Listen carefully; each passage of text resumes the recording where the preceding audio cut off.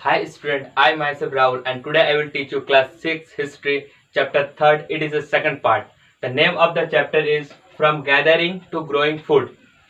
Student, if you have not seen the first part, at the top left corner you will get the video link. You can go there and see the first part. तो student हम लोग आज second part discuss करेंगे. Second part discuss करने से पहले आप लोग से रिक्वेस्ट है कि आप लोग अपना एनसीईआरटी बुक निकाल लीजिए, क्योंकि सारा लिखना यहाँ पॉसिबल नहीं है. हम कुछ कुछ आपको मार्क करवाएंगे और कुछ कुछ हम वहाँ से रीडिंग करके आपको समझाएंगे, जिससे आपको समझने में आसानी हो.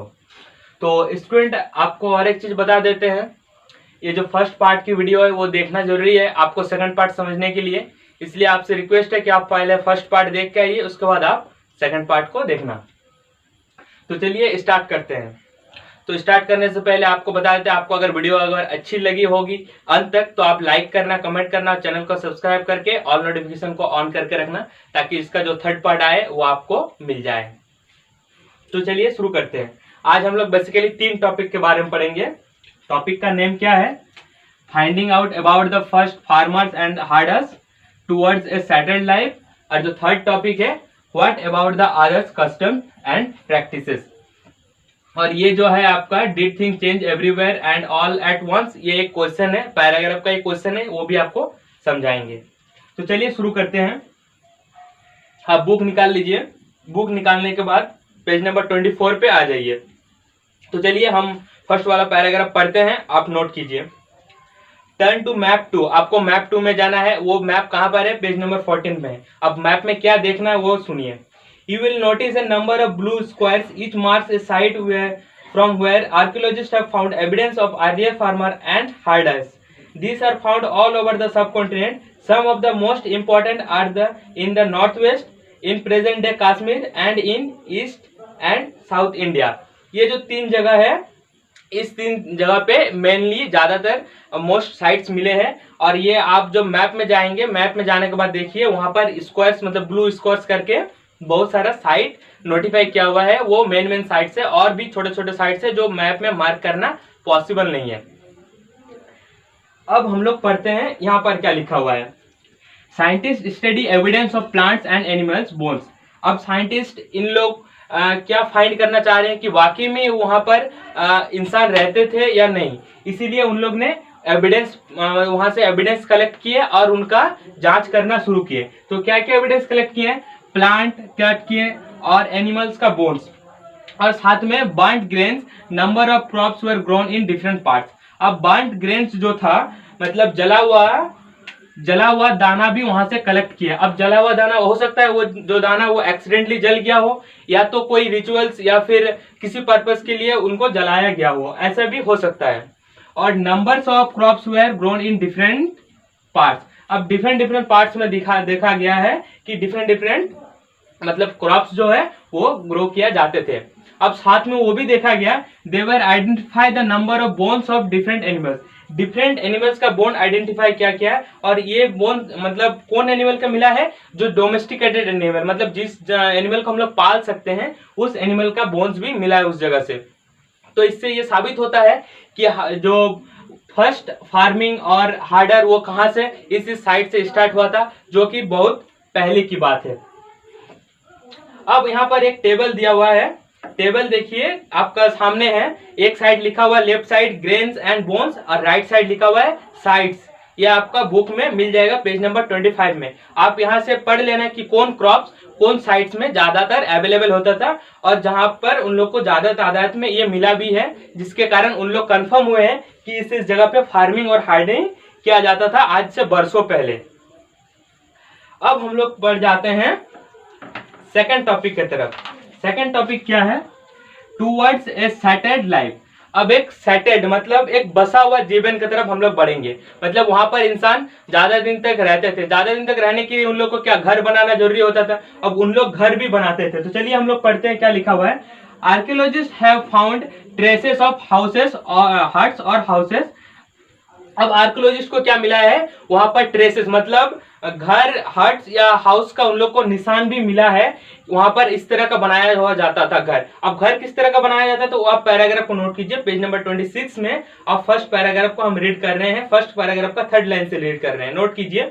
People built pit houses which were dug into the ground with step leading into them. Pit houses मतलब जमीन के अंदर ग्राउंड में गड्ढा खोद के उन लोग घर बनाते थे। अब ग्राउंड में गड्ढा खोद के घर बनाने से बहुत तरह का फायदा होता था, जैसे कि रेनी सीजन हो या फिर विंटर सीजन में उन लोग को रहने के लिए शेल्टर मिल जाता था। अब यहाँ पर देखिए क्या लिखा हुआ है, at some sites they also found cooking huts both in inside and outside the hut. अब इनसाइड एंड आउटसाइड दोनों जगह पर क्या मिला है, कुकिंग हट्स मिला है। कुकिंग हट्स मतलब क्या होता है, चूल्हा या भट्टी जिससे खाना पकाया जाता था। तो इससे ये साफ साबित होता है कि उन लोग जमीन के अंदर भी रहते थे और जमीन के अंदर रह के भी खाना पकाते थे, और जब मौसम सही रहता था तो उन लोग ऊपर में आके भी खाना पकाते थे। इससे ये पता चल रहा है कि उन लोग घर में भी यूज करते थे, मतलब छोटा छोटा हट्स या फिर हाउस बना के वहां पर लिविंग रहते थे। इसीलिए इसका नाम दिया गया है टूवर्ड्स सेटल्ड लाइफ, मतलब जहां हम लोग घर बना के बसते हैं तो वही एक सेटल्ड जगह कहते हैं, इसीलिए इसको सेटल्ड लाइफ की तरफ बढ़ा है। अब वहां पर हम लोग को और भी साथ में कुछ चीज मिला है, क्या क्या एविडेंस मिला है देख लेते हैं। Stone tools were found in many sites but were different from palaeolithic tools. अब हम लोग को स्टोन टूल्स भी मिला है, स्टोन टूल्स वहां से मिला है, लेकिन ये स्टोन टूल्स कहाँ किससे डिफरेंट है, पैलियोलिथिक टूल से डिफरेंट है। मतलब पुराना जो टूल्स था उन टूल से इन टूल्स का डिफरेंट है। डिफरेंट किस मेथड से है वो आप नोट कीजिए, आपका जो पेज नंबर 26 में है और जो सेकंड पैराग्राफ का 4th लाइन है हम वहां से पढ़ रहे हैं, आप नोट कीजिए। This includes wood that were polished to give a fine cutting edge and mortar and pestle were used for grinding grains and other plant produce.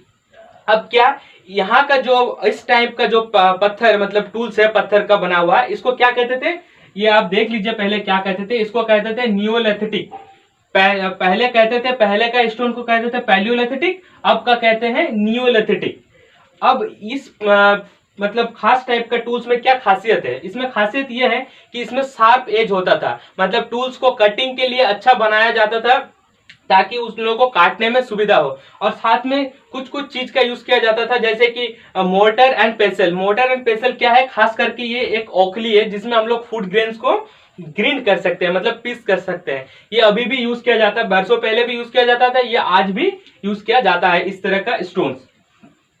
तो इनको हम लोग क्या कहते हैं, मोटर एंड पेसल्स। और ये आज नहीं, ये several thousand years ago इनमें यूज किया जाता था। और इसमें कौन कौन सा मतलब चीज ज्यादा ग्रेन किया जाता था, जैसे कि फूड सीड्स होते थे और बाकी प्लांट प्रोड्यूस जो होते थे उस सब चीज को ग्रेन किया जाता था। अब देखिए यहाँ पर और भी हम लोग को कुछ मिला है, क्या मिला है, earthen pots have been found, they began weaving clothes from cotton। ये थोड़ा सेंटेंस अटपटांग से लग रहा है क्योंकि शॉर्ट में लिखा हुआ, हम आपको क्लियर कर देते हैं।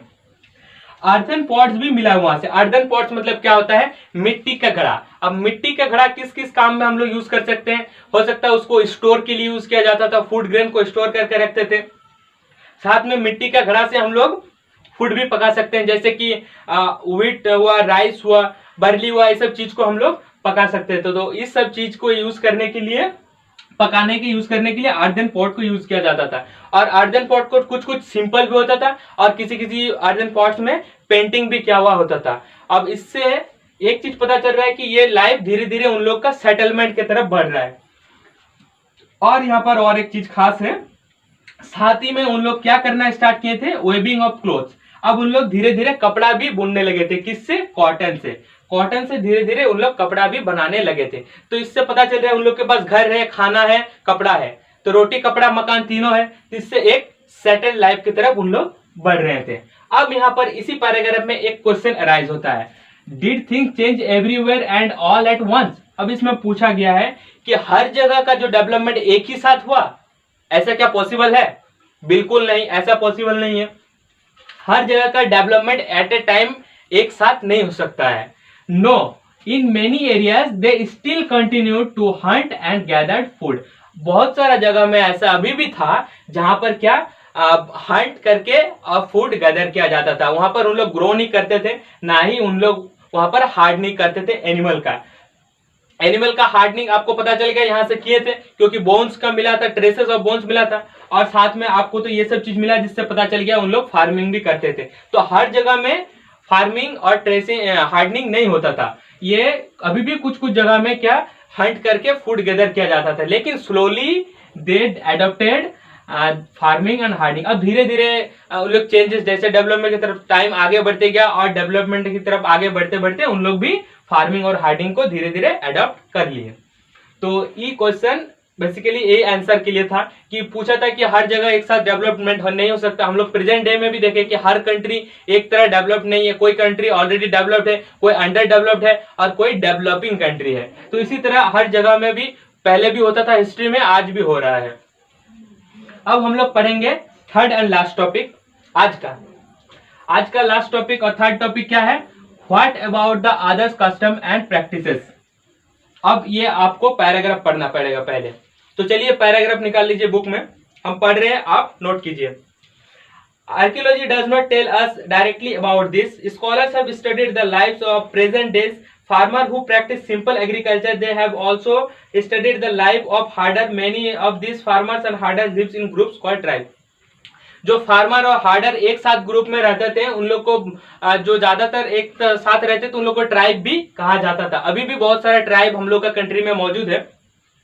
और आगे क्या लिखा हुआ है, scholars find that they follow certain custom and practice that may have exist earlier as well. अब ये भी पाया गया है, स्कॉलर्स ने देखा है कि वहां पर कुछ कस्टम और प्रैक्टिस को मतलब फॉलो किया जाता था। अब हो सकता है ये जो कस्टम और प्रैक्टिस है वो पहले से अर्लियर मतलब पहले से ही फॉलो किया करते आ रहा है, ऐसे नहीं कि उसी एज या उसी डेवलपमेंट में ये चीज हुआ है। हो सकता है ये बहुत पहले से चला आ रहा है और आज भी चल रहा है। तो यही था आपका थर्ड चैप्टर का सेकंड पार्ट का वीडियो। और एक जो आपका 2 टॉपिक बाकी है वो हम लोग थर्ड पार्ट में लाएंगे। तो ये बेसिकली सेकंड पार्ट है। आप अभी तक अगर फर्स्ट पार्ट नहीं देखे हो तो आप ऊपर में लिंक है, आप वहां से जाके फर्स्ट पार्ट चेक कर सकते हो। तो ये रहा स्टूडेंट आपका सेकंड पार्ट। तो आशा करते हैं आपको वीडियो अच्छी लगी है। अगर अच्छी लगी हो तो आप लाइक करना, और अगर कुछ प्रॉब्लम है आपका इस वीडियो के रिगार्डिंग तो आप साथ में कमेंट करके बताना, हम उस क्वेरी को आपको सॉल्व करके देंगे। और साथ में चैनल को सब्सक्राइब करके ऑल नोटिफिकेशन को ऑन करना, ताकि नेक्स्ट वीडियो जब पब्लिश करें तो आपको सबसे पहले नोटिफिकेशन मिल जाए। तो थैंक यू स्टूडेंट वीडियो देखने के लिए। अगेन हम लोग मीट करेंगे नेक्स्ट वीडियो में, तब तक के लिए थैंक्स एंड बाय।